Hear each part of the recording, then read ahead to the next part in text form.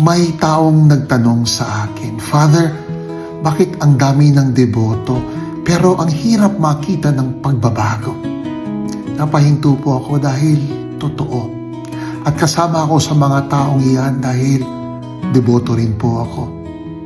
Marami sa atin ang humahawak sa poong Nazareno o sa Senyor Santo Niño, pero hirapan tayong humawak sa katotohanan at sa konsensya.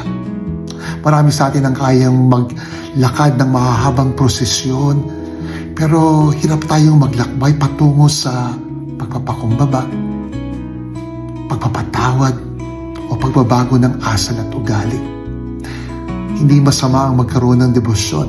Nagpapatibay ito ng ating pananampalataya at ang uri ng ating pamumuhay. Pero hindi lamang nilalapitan si Kristo, siya'y sinusundan. Kaya ang tamang tanong ay, anong ugali, pagkatao o relasyon ang kailangan kong baguhin? Kung may naalala po kayong isang tao, pakishare ang mensaheng ito. Tandaan, pray always,